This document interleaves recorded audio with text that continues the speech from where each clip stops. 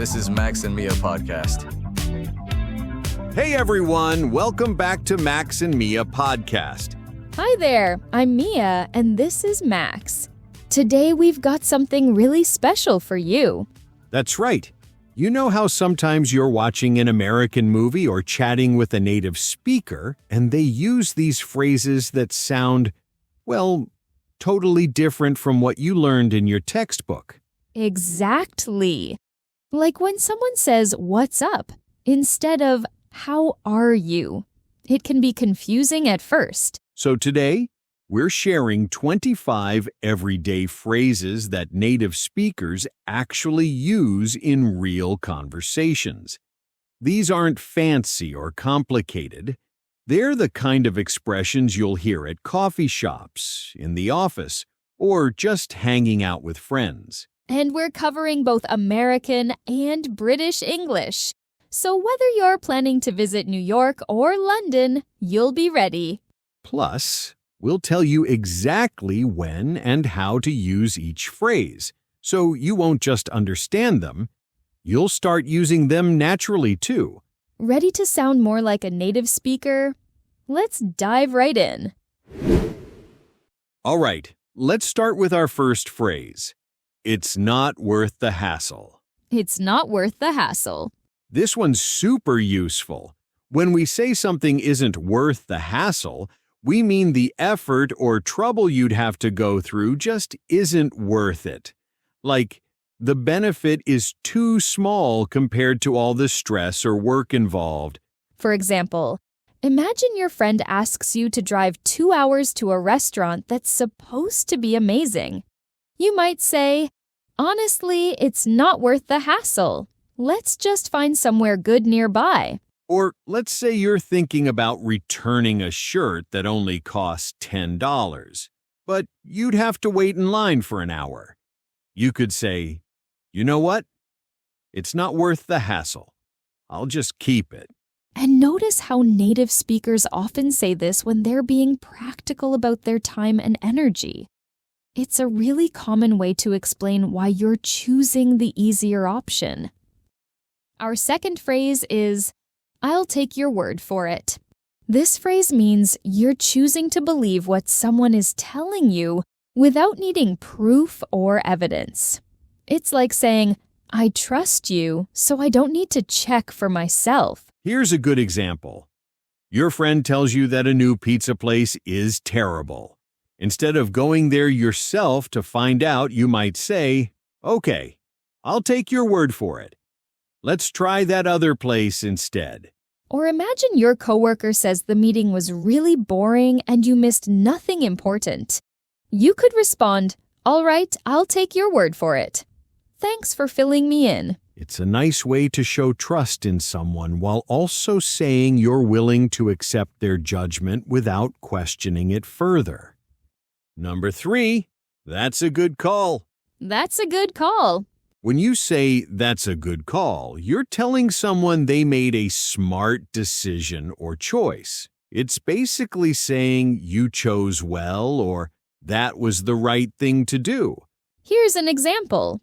Your friend decides to bring an umbrella even though it looks sunny and then it starts raining.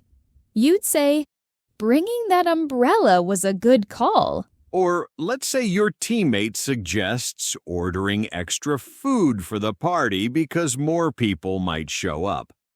Later, when the party is packed, you could tell them, "Ordering that extra food was such a good call. We would have run out otherwise." You'll hear this phrase a lot in both casual and professional situations. It's a great way to give someone credit for thinking ahead or making a wise choice. Fourth phrase, "I'm not following you." I'm not following you. This doesn't mean you're not walking behind someone. It means you don't understand what they're saying or explaining. It's a polite way to ask for clarification when someone's explanation is confusing or unclear. Here's a situation. Your professor is explaining a math problem really quickly, and you get lost halfway through. You could raise your hand and say, Sorry, I'm not following you. Could you go over that last step again? Or imagine your friend is telling you a complicated story about drama at work with lots of different people. You might interrupt and say, "Wait, I'm not following you. Who's Sarah again, and what did she do?" It's much more natural than saying, "I don't understand." And native speakers use it all the time when they need someone to slow down or explain things differently. Fifth one. What are you up to? What are you up to? This is a super casual way to ask someone what they're doing or what their plans are. It's way more common than, "What are you doing?" in everyday conversation, especially among friends and family. Like when you call your sister on a Saturday afternoon, you might start with, "Hey, what are you up to today?" instead of formally asking about her activities. Or if you bump into a neighbor while walking your dog, you could say, "Oh, hey, Mark, what are you up to this weekend?" It sounds much more natural and friendly than asking, "What are your weekend plans?" Just be careful. Sometimes, "What are you up to?" can also mean, "What mischief are you planning?" But you'll know from the context and tone of voice. Sixth phrase, "I wouldn't count on it." This means you don't think something is likely to happen, or you don't think someone should expect it to happen. It's a way of saying, "I doubt it," in a more conversational way. For instance, if your friend says, "Do you think the professor will cancel class because of the snow?"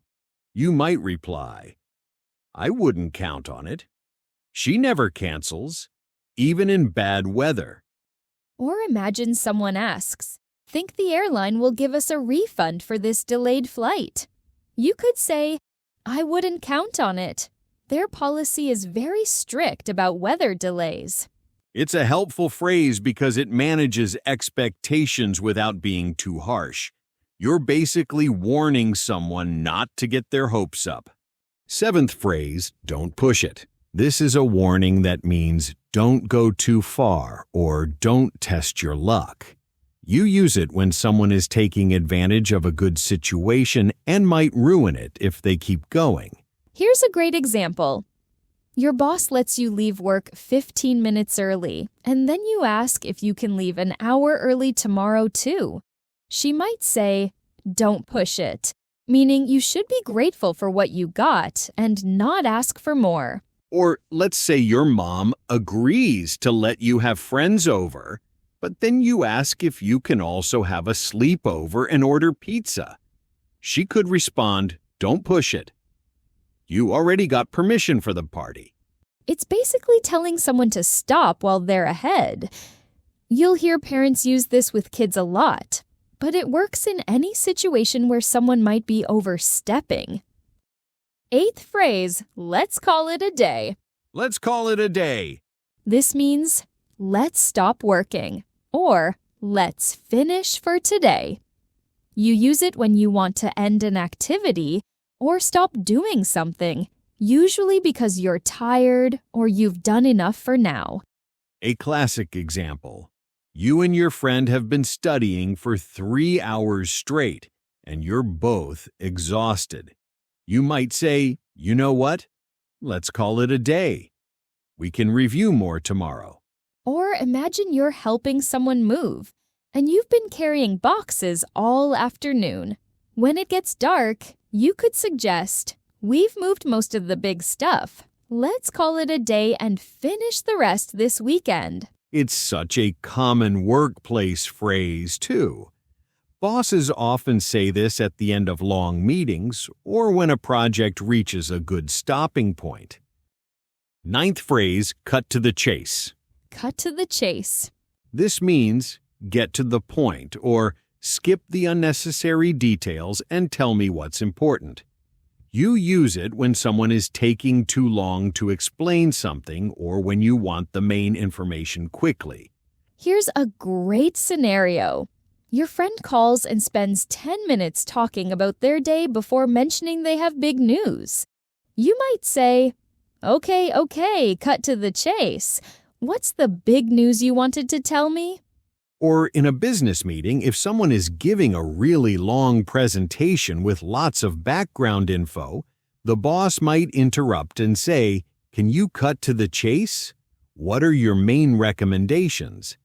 It comes from old movies where they would cut to the chase scene to get to the exciting part. Now it just means skip the boring stuff and get to what matters most. 10th phrase, that's beside the point. This means that what someone just said isn't relevant to the main topic or issue you're discussing. It's like saying, "That's not what we're talking about," or "That doesn't matter right now." Here's a good example. You're arguing with your roommate about who should clean the kitchen and they say, "Well, you left your shoes in the living room yesterday." You could respond, "That's beside the point. We're talking about the dirty dishes, not my shoes." Or imagine you're complaining to your friend that your boss is always late to meetings, and they say, "But he's really good at his job." You might say, "That's beside the point. Being good at your job doesn't excuse being disrespectful of everyone's time." It's a polite but firm way to redirect a conversation back to the main issue without getting distracted by irrelevant details. 11th phrase, it slipped my mind. It slipped my mind. This is a gentle way to say, "I forgot." It sounds more natural and less harsh than just saying "I forgot." And it's very commonly used when you want to apologize for forgetting something. Like when your friend asks, "Did you bring those books I lent you?" and you realize you left them at home, you could say, "Oh no, it completely slipped my mind. I'll bring them tomorrow for sure." Or if your partner reminds you that you were supposed to pick up groceries on your way home, you might say, "Sorry, honey, it slipped my mind. I can go back out and get them now." It's much softer than saying "I forgot," because it suggests the information just quietly disappeared from your memory, rather than you being careless or not caring. 12th phrase, "I'll cross that bridge when I come to it." This means you'll deal with the situation or issue when it actually happens, not before. It's about not worrying about potential future difficulties that might never even occur. Perfect example. Your friend is stressing about what to do if it rains during their outdoor wedding next month. You could say, "Don't worry so much about it now. You'll cross that bridge when you come to it. Focus on the things you can control today." Or let's say someone asks what you'll do if you don't get into your first choice college. You might respond, "I'll cross that bridge when I come to it. Right now, I'm focusing on writing the best application I can." It's all about living in the present and not letting hypothetical future problems stress you out before they're even real problems. 13th phrase, he's full of it. He's full of it. This is a polite way to say someone is lying, exaggerating, or talking nonsense. It's much more casual than saying he's lying, and it's used when you think someone isn't being truthful or is bragging about things that probably aren't true. Like, if your coworker keeps telling everyone he knows celebrities personally and has all these amazing connections, you might whisper to your friend, "Don't believe him. He's totally full of it." Or imagine someone at a party claims they can speak 5 languages fluently, but you heard them struggling with basic Spanish earlier. You could think to yourself, "Yeah, he's full of it." It's a bit informal, so you'd use it with friends or in casual situations, but it's way more polite than calling someone a liar directly. 14th phrase, it's not set in stone. It's not set in stone. This means something can still be changed or isn't final yet.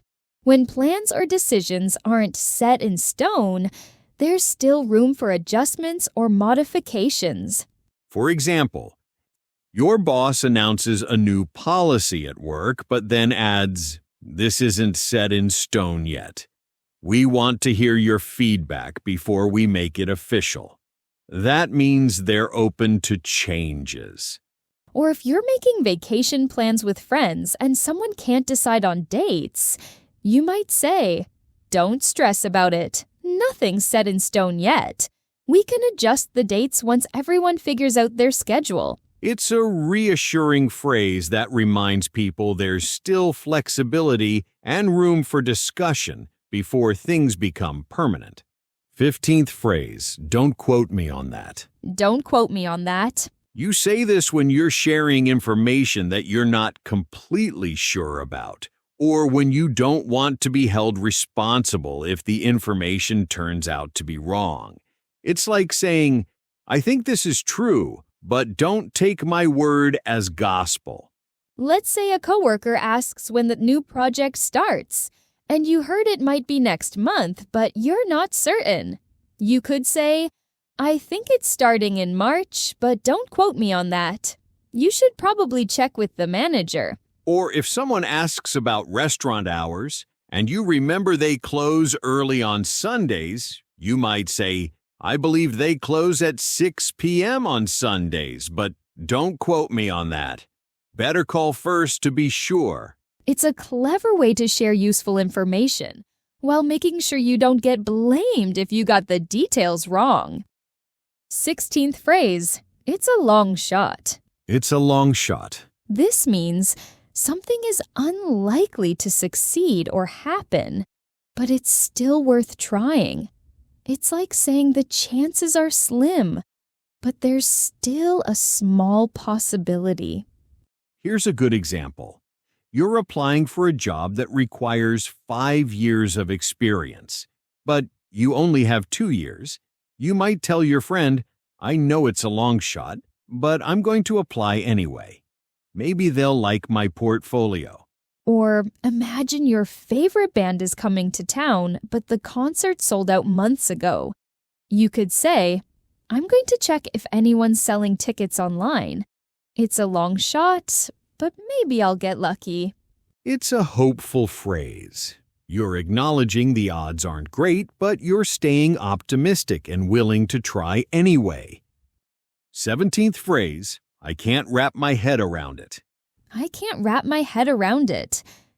This means you can't understand or believe something because it's too complicated, surprising, or just doesn't make sense to you. It's like saying your brain can't process the information properly. For example, your friend says he sleeps only 2 hours a night and still feels fine. You might respond, "I can't wrap my head around it. How can you live with so little rest?" Or when you hear that a gallon of gas costs $8 in some countries, you could say, "I can't wrap my head around those prices. How do people afford to drive?" It's more expressive than just saying, "I don't understand." It really emphasizes how confusing or unbelievable something seems to you. 18th phrase, you've lost me.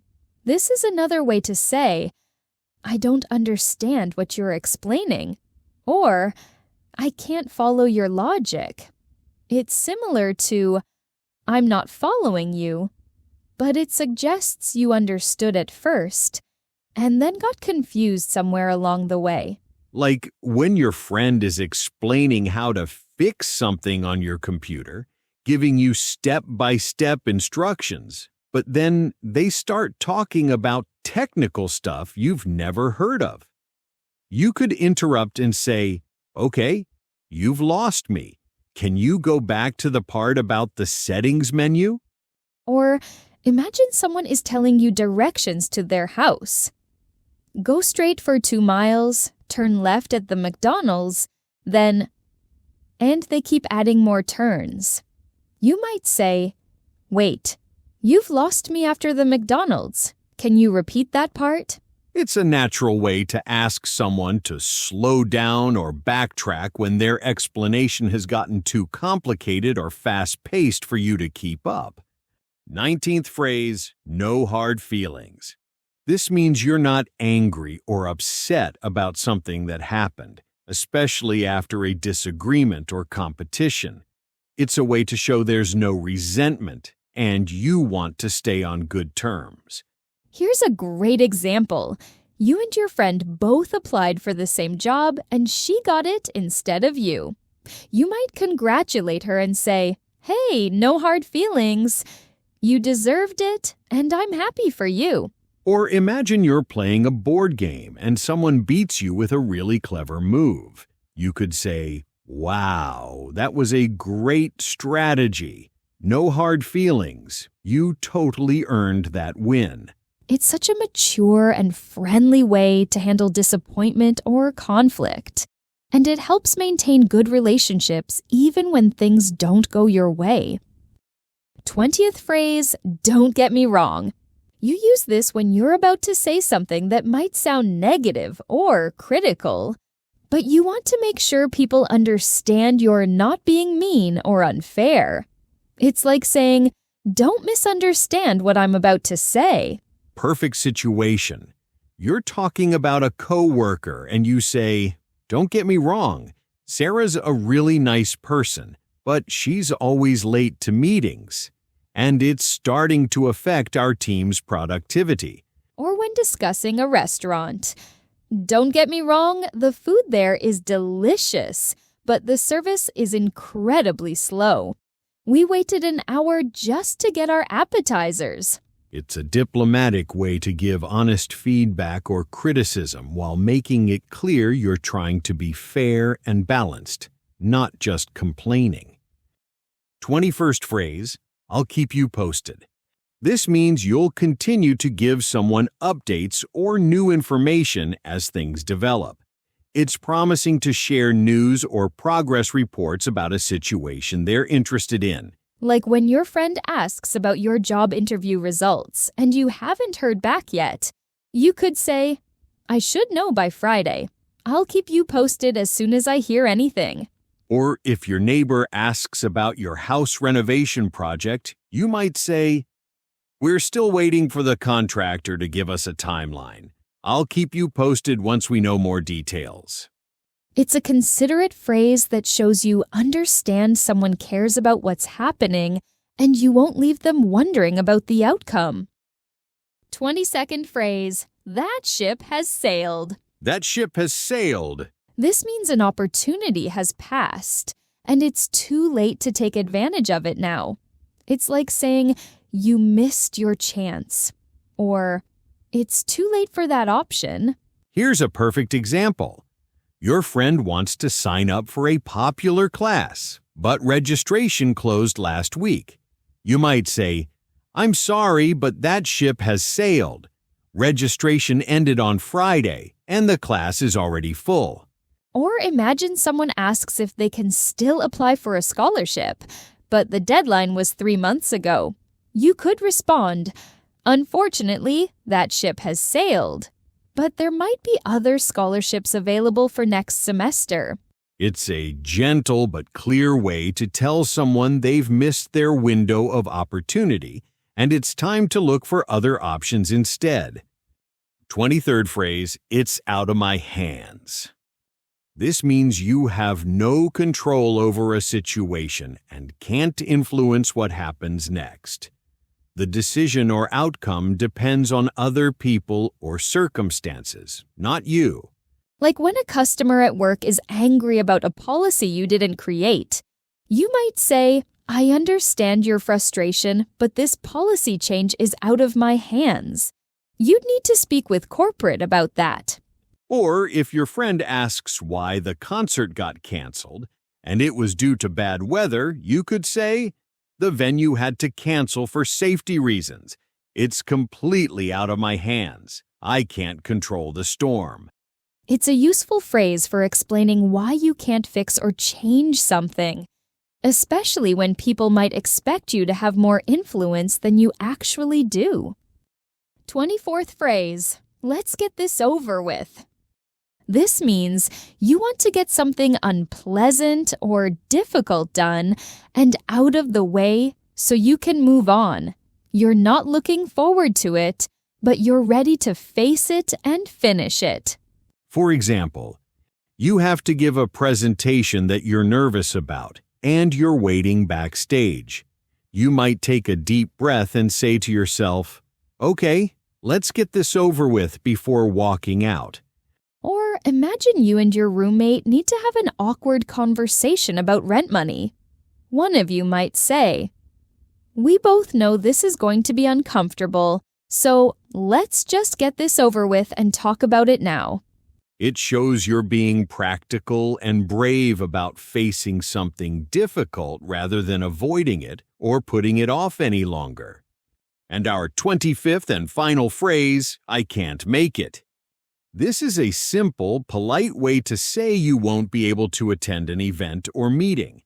It's much more natural than saying, "I cannot attend," and it's used in both casual and professional situations. Like when your friend invites you to their birthday party, but you have to work that night. You could text back, "I'm so sorry, but I can't make it. I have to cover a shift at work."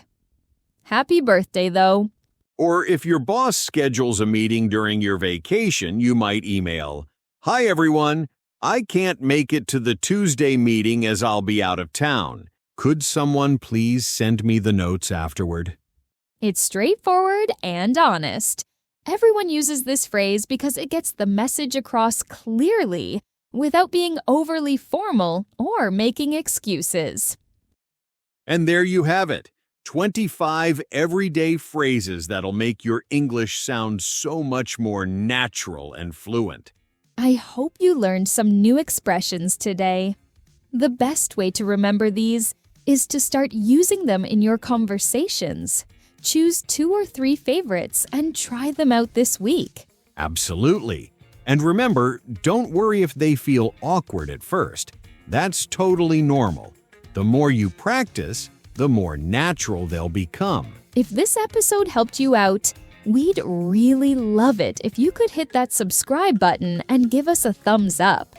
It helps other English learners find us too. And hey, if you have questions about any of these phrases, or if there are other topics you'd like us to cover, drop us a comment. We love hearing from you.